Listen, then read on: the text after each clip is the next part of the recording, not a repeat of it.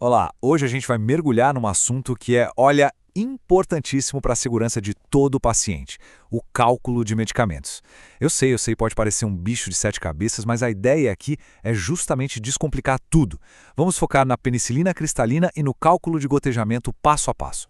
E já vamos começar com a pergunta que não quer calar. Isso aqui é uma daquelas dúvidas clássicas, sabe? Uma barreira que muitos estudantes e até profissionais da saúde já formados encontram no dia a dia. Mas a boa notícia é que, no final da nossa conversa, a resposta para isso aqui vai ser um sim bem confiante.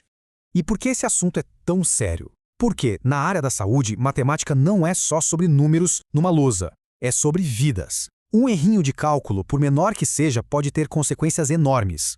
Por isso que dominar essa habilidade não é só um diferencial, é uma necessidade. Então, vamos lá. Começando pela primeira parte desse desafio: acertar a dosagem. Como é que a gente transforma o que está escrito na prescrição na quantidade exatinha de remédio que vai na seringa? A nossa jornada começa exatamente aqui, com a prescrição do médico. Essa frase resume perfeitamente o nosso trabalho. Pegar uma ordem que está no papel e transformar numa dose física, real, precisa, que vai ser dada para o paciente. É a ponte que liga a teoria com a prática do cuidado. E para a gente poder calcular direitinho, a primeira coisa é conhecer o material que a gente está usando. Então vamos entender as diferentes formas que a penicilina cristalina se apresenta. Agora, dá uma olhada nessas duas representações.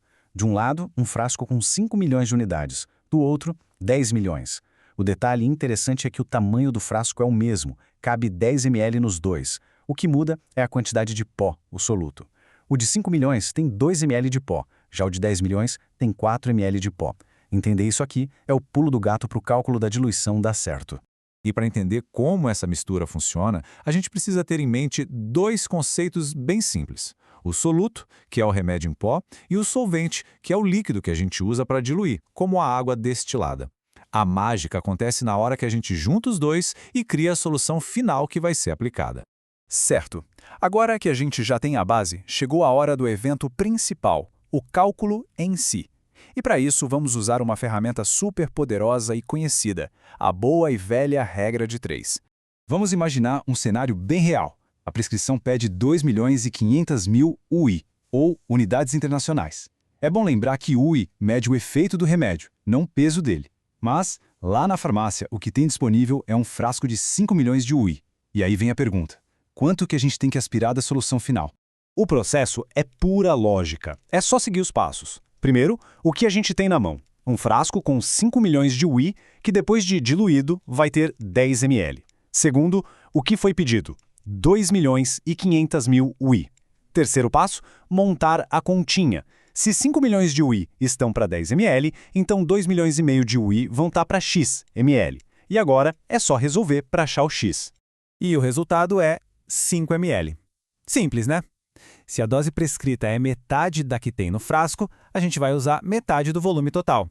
A regra de 3 só vem para dar aquela segurança, para confirmar que o nosso raciocínio está certinho. Ok, então a gente já dominou a parte da quantidade. Mas isso é só metade da história. A próxima pergunta não é quanto, mas sim com que velocidade. E essa é a grande diferença entre o cálculo de dose e o cálculo de gotejamento, que é o nosso próximo passo. Bem-vindos à segunda parte da nossa análise. Agora o foco muda. Não é mais a quantidade, e sim o tempo, a velocidade. Vamos aprender a calcular o ritmo do gotejamento na veia. Para calcular essa velocidade, a gente precisa decorar essas equivalências aqui. Elas são as regras do jogo. Pensa assim: 1 ml é igual a 20 gotas ou 60 microgotas. E uma gota, por sua vez, tem 3 microgotas. Ter isso na ponta da língua é o primeiro passo para qualquer cálculo de gotejamento. Para calcular em gotas ou macrogotas, a fórmula é essa. Gotas por minuto é o volume total em ml, dividido pelo tempo em horas, multiplicado por 3. Ah, e esse 3 aí na fórmula de onde ele vem? Ele é basicamente uma constante, um atalho matemático para facilitar a nossa vida. Ele já faz a conversão de horas para minutos e de ml para gotas tudo de uma vez. Bem mais prático, né?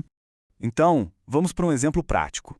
Se a gente tem 750 ml para correr em 6 horas, o cálculo fica 750 dividido por 18, que é 6 vezes 3. O resultado dá 41,66 mililitros. E como não existe meia gota, a gente arredonda para 42 gotas por minuto. É exatamente esse ritmo que precisa ser ajustado lá no sorro. Agora, se o cálculo for em microgotas, a fórmula fica mais fácil ainda. Olha só. O número de microgotas por minuto é simplesmente o volume em ml dividido pelo tempo em horas. A relação aqui é direta, o que ajuda muito e agiliza o cálculo no dia a dia. Usando aquele mesmo exemplo, 750 ml em 6 horas, o cálculo é direto. 750 dividido por 6. Isso dá exatamente 125 microgotas por minuto. É um controle de fluxo bem mais preciso, muito usado em pediatria ou com medicamentos que exigem mais cuidado. Bom, estamos chegando ao final. Agora vamos juntar tudo que a gente aprendeu e pensar um pouco sobre o impacto disso na prática. E este quadro aqui é como uma colinha do bem. Ele resume tudo que a gente conversou de um jeito bem prático. A gente tem a primeira linha para o cálculo da dose de penicilina, com a regrinha de 3 e a lógica do volume. E logo abaixo, as duas fórmulas para macrogotas e microgotas, cada uma com sua conversão principal. É perfeito para dar uma consultada rápida e relembrar tudo. E para a gente fechar, fica uma reflexão. Hoje em dia, a gente tem as bombas de infusão, que fazem muitos desses cálculos sozinhas. Mas e se a tecnologia falhar? E para fazer aquela checagem dupla que é tão importante, a questão que fica no ar é: até que ponto a tecnologia pode realmente substituir o conhecimento e o raciocínio de quem está ali, na linha de frente do cuidado? Fica aí o pensamento. Até a próxima!